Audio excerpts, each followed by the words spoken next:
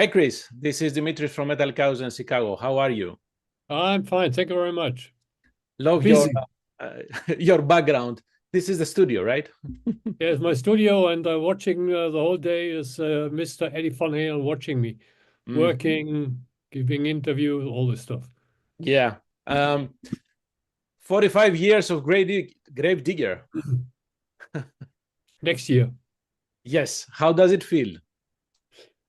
A long time. Oh, come on. No. To be honest, it's I never saw when I started the band with 18 years, I never saw that it is such a long time, you know. It's during such a long time. But nowadays it felt much better than in when I was 18. And I had a clearer mind and everything is more mature now. So I have a lot of energy and I look into the future and I think we have more Gravedigger albums to come after Bone Collector. Absolutely. And something we need to always keep in mind that we have younger generations of metalheads right now. And For I'm sure. sure most of them, some of the, and most of them of the younger generation have never heard the grave digger of the 80s, right? I think so, yes. They think we are legends or we are dead or something, you No, know. no, no, no, no. I didn't. Come on. You're still what? 30 years old now, something like that, right? Yeah, yeah, 30. Thank you.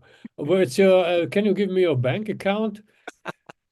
No, that's hearing new music from grave digger is more than enough, man. So, is Bone Collector part of the celebrations for the anniversary? Not really. Mhm. It's an album we release, but we release it in our celebration year. So it's not a special celebration, but I think it's an amazing Gravedigger album. Yes, and you know, I was trying to make a connection because you have the title Bone Collector that is connected to the Reaper, and the sound is I don't like to use old school. It's like copying yourself, but it is straightforward metal. 80s straightforward metal. This is why I made the connection that hey, these guys are celebrating almost half a decade right now.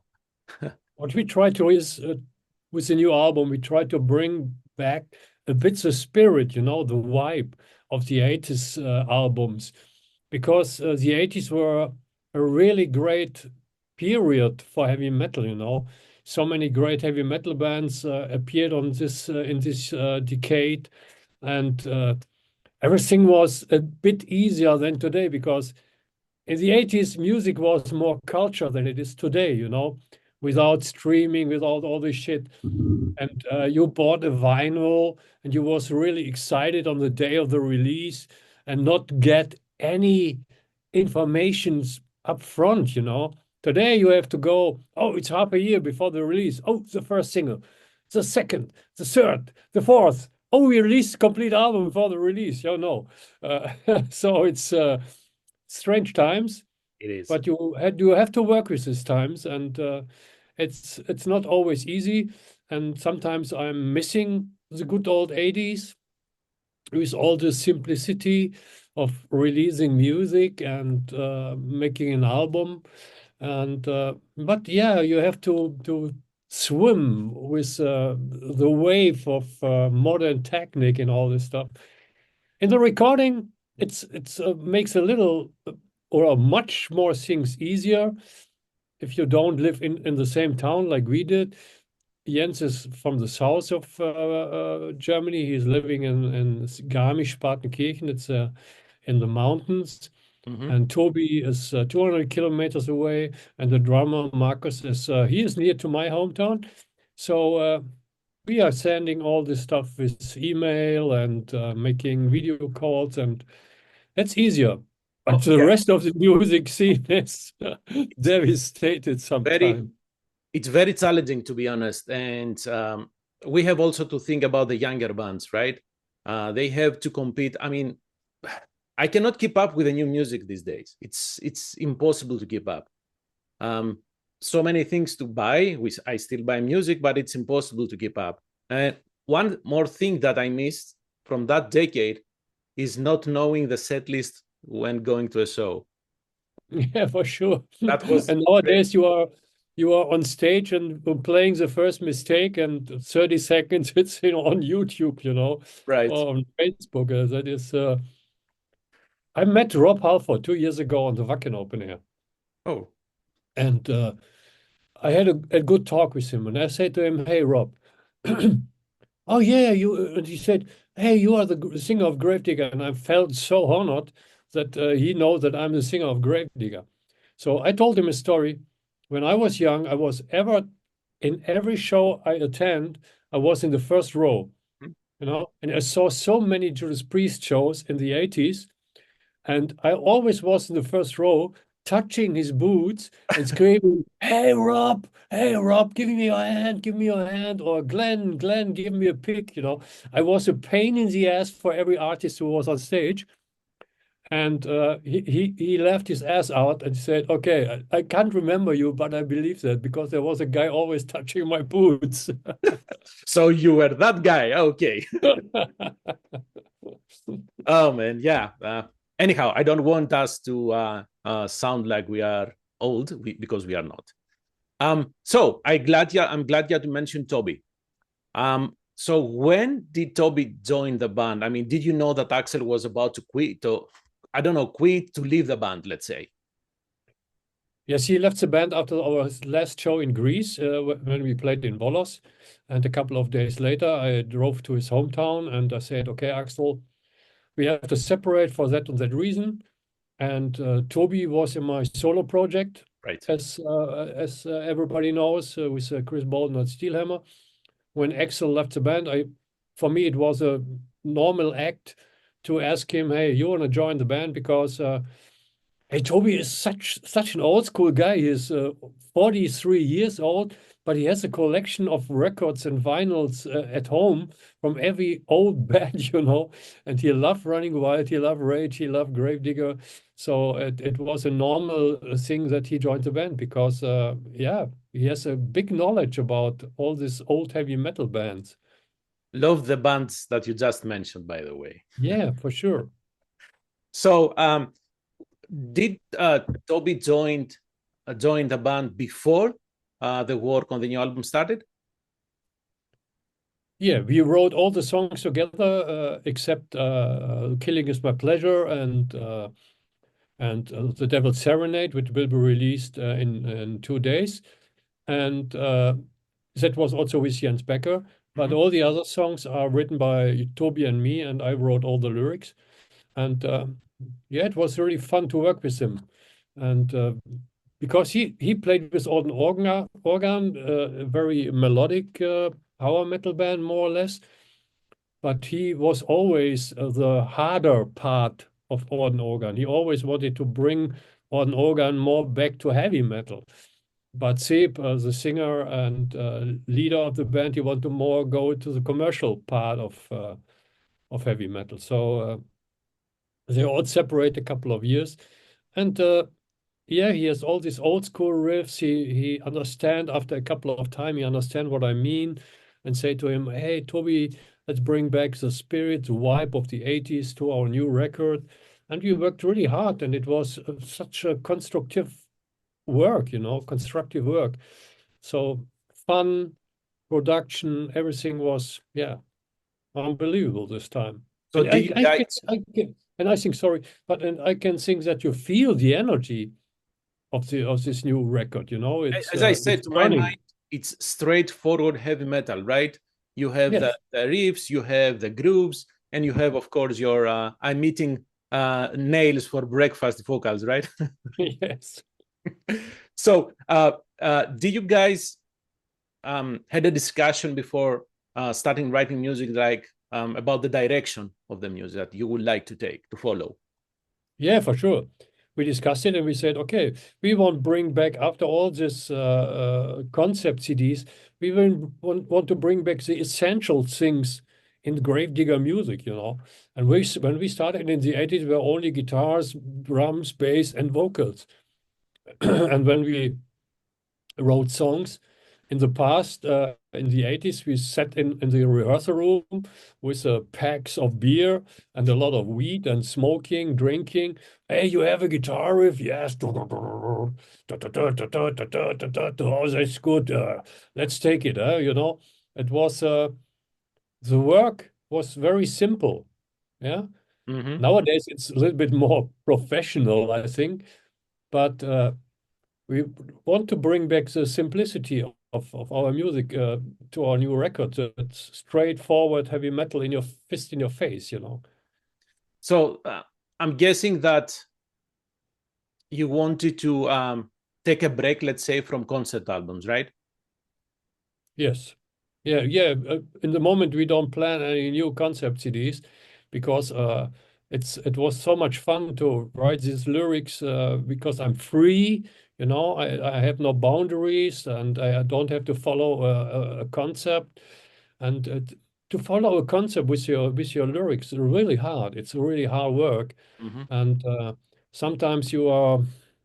It's difficult to find the right words, what you have to say, what you must say, because it's a concept. So nowadays, I feel the deepest side in me, you know, the dark side of me, and writing dark lyrics. And but I'm a peaceful guy. Don't be scared. No, no, no, no, no. Uh, um, you you know what? Metalheads traditionally are peaceful guys. Why? Because we have the music and we have the live music to get our energy out. This is Yeah, our therapy, Chris.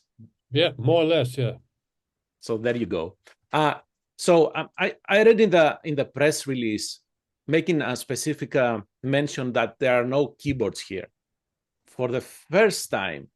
It's Uh, really the first time. is it the first time, or did you have keyboards in War Games or Witch Hunter? Yes, we have every time we have keyboards.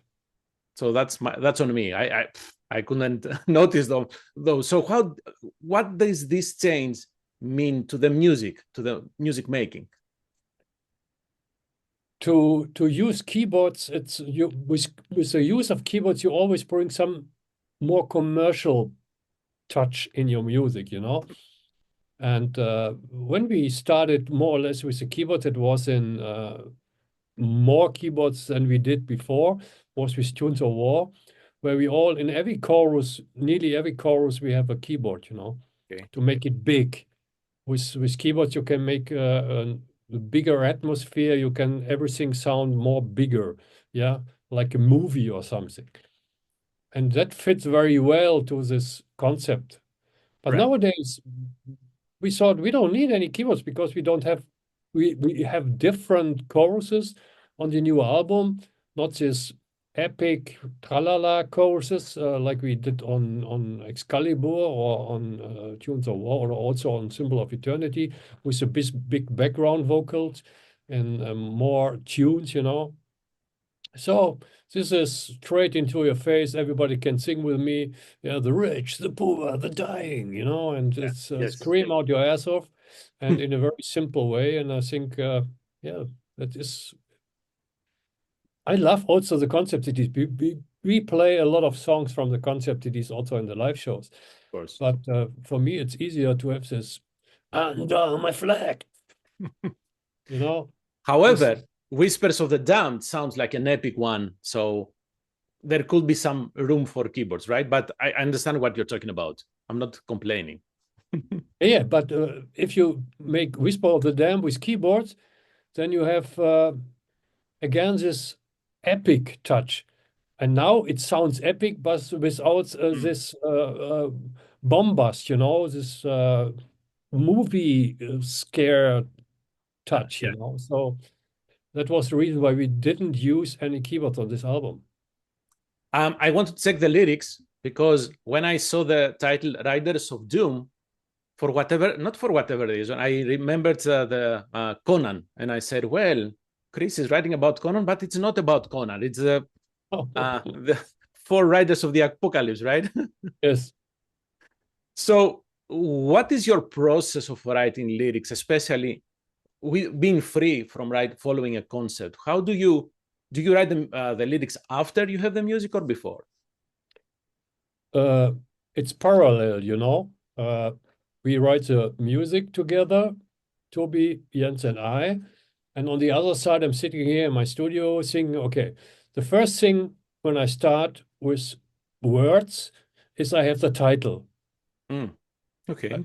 I always like to have a catchy, brutal title which means something, you know.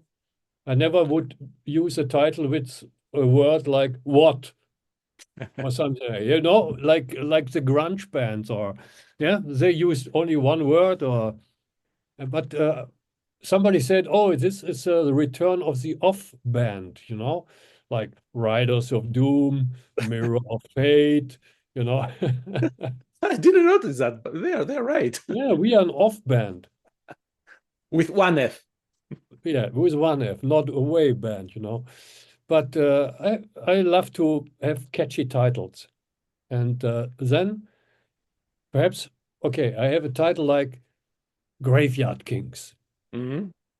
Okay, and then I thinking about a story. What are these Graveyard Kings? That sounds great. It's a great title. So what we can do with the Graveyard Kings, and then start uh, with my fantasy. You know that there are young metal guys dancing on a graveyard, yeah, pissing on the graves and all the stuff, yeah. And the police is coming, and yeah, they screaming, "Hey, fuckers, we are the Graveyard Kings," you know. And yeah, this kind of stories come up in my head, and then I write them down. But on the other side, there's also some autobiography thing on this album because Made of Madness. And if you are made of madness, you are able to write this kind of lyrics. Mm, okay. And you have uh, the lyrics for the Rich, the Poor, the Dying is not some fantasy story. I No, it's a sense that more there is. social critic because there are a small percentage in the world. They have such a lot of money, you know, Mhm. and swimming in money like Donald Duck. Yep. Uh, And on the other side, there are a lot of percentages in the world which don't have anything or nothing and living on the street, homeless people. And that is scared me a bit because that is something not in the right direction, you know. I think that the the rich people can give something more to the poor. Yeah. But anyway, they won't do it. So because if they do it, they can't buy a new boat. Yeah, They have luxury. money more than just one boat, Chris. They can buy the whole world. What?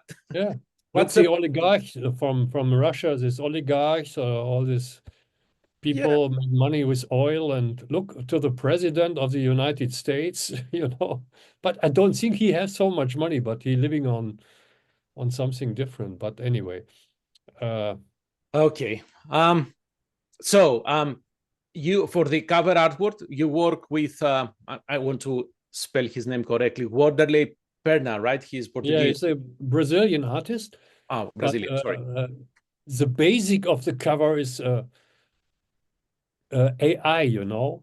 Okay. Yeah, we use it as a tool. But a lot of people damned us about that. You can't do that. Don't pay any artist for that. Anyway, we did it with a AI and then we reworked it because I make 600 pictures with AI. I tried it and I saw, oh, wow, that's great. Huh? And the next one and the next one. And 3 days later, I had these 600 covers. And but this one from the Bone Collector was the only one in this style. And then the Wanderlei Perner and we reworked it. And then when we released it, we always told the people, "Hey, it's AI." And then, you can do it, motherfuckers! You are damned, you know. But at the end, I want to ask these people who damned us for this cover. Hey guys, what was the time when you bought your last vinyl or your last CD, yeah, please stop listening music on Spotify, cancel Mm. your Spotify account, and then the artist can order real artists again because They also want to live for money. On the other side, the real artists also use AI. So it's a it's a I- damn discussion about that, you know. yeah, and I like that. How do you describe the process? So, would it? Do you think it would have helped if you didn't say it was AI? No, because I'm always an honest guy, you know, and that AI is a technique Yes. you can't refuse, you know. Hmm. It's every day everybody use a lot of AI technique only not to know that, you know. So for me it's okay. I use it for the cover and it's for me it's a normal process. It's a tool like Photoshop. Remember the good old times when the artist at home painting on a normal Canvas. paper, you know? Yeah. And then they start with Photoshop, and people are complaining about the photo. This is not art. This is Photoshop. It's brutal. Blah blah blah. You know. So Well, anyway, so tell the people, okay, it's a new tool. We use this new tool, and for us, it's normal. And if they have a problem, they have a problem. They have to don't have to buy the CD if they don't like it. I well, love the if you car. remember, people were complaining when bands start using Pro Tools to create albums, Yeah, right? So, to me, I'm okay. As you said, this is a new tool, and I'm sure some bands are using AI to finish their songs, right? I don't know. We not. I'm not. I'm But I think so that there are bands will use it definitely. I know that the Gary King cover or Side also AI covers, you know. So and they also got a big shitstorm about that. So I think yeah. in 1 year nobody will complain about that anymore. At some point, yes. So, videos. You have released Kingdom of Skulls. Are you going to release more music videos? Yeah, in 2 days, Devil Serenade. Ooh. Oh yeah, and I think after that video we don't have the right to play in the US again. But I don't want to tell you anything. You have to see the video. It's so much fun. It's a really cool song. I think it's Gravedigger meets some kind of stadium rock and roll rock, and the video is really funny. And but you know, but if you want to go to the US, you have to the custom. You have to put the visa stuff and all Mhm. these things. And they also check your social media accounts and all these things. So I think when the customer will see that, they will never let us into the US. Wait a minute. Wasn't Gravedigger supposed to play in Hell's Heroes in 2025? Yeah, yeah. And also with the 2 minutes to Tulsa. But the agent who did that uh, gives that to the festivals, not contacting us and said, okay, we have here the tour dates, we have the fees, blah, blah, blah. That is what I can offer. You know, that was a normal process. But the guy give it to the festivals, and then when we asked for the fee, he gave us a fee, and I told my booking agency here in Germany, hey, how should I pay that man?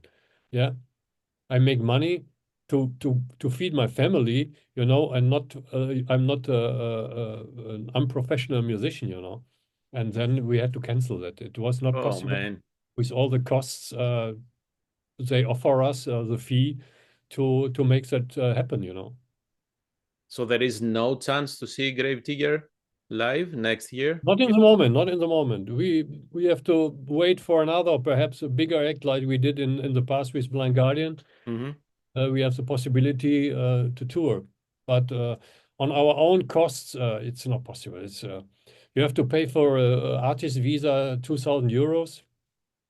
Yeah, I'm well aware for the increase of the fees. Honestly, I'm still praying to the metal gods to see Gravedigger running wild raids in the same billing in this in the US. I mean, it's been awfully a long time since I've seen these bands. Rage Gravedigger would be perhaps possible, but running wild, I don't think so. Yeah, Because no. Rock and Rob is also playing every 5 years. He plays 3 or 5 bigger festivals, getting a big money amount of money, and then setting back again. You know, so I think that's his politic. Oh my goodness. Anyhow, but you still have announced a series of live dates starting on January 16th. And this is the 45th anniversary. So what's the plan? Because you have Bone Collector to promote, but at the same time, you want to celebrate the occasion. Yeah, we play some old school stuff. We picked out a song. I don't know if you ever played this song live. It's The Keeper of the Holy Grail from the Knights of the Cross album Mm-hmm. again, and I think it will be a great tour. We have so many old school songs in the set list, newer songs, classic songs, so people will be happy about that. I hope so.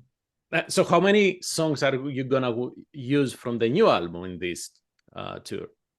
Yeah, we play Kingdom of Skulls live. We start the set list with that, and Devil's Serenade, and also Killing Is My Pleasure. Okay, so three, and then the rest will be deep cuts from Gravedigger, right? Yeah, 17 songs incomplete. And do you see the band going after that tour in January and February? What are the rest of the plans for? Oh, we play a lot of festivals in Europe and a lot of festivals here in Germany. And I think at the end of the year, next year, October, November, we go back to South America. Hmm, So we have nearly around 40, 45 shows in the pipeline. So it will be great. that Very sounds busy times. South America. We are here in the north. No, I'm joking. I know what's going on. Chris, thank you very much for your time. Thank you for Gravedigger and keep writing music. And we will keep supporting you guys. Thank you, man. Have a nice Christmas time. You too. Get a lot of present and stay healthy, all right? You do. Thank you very much. Bye-bye. Bye Bye. bye. Thank you.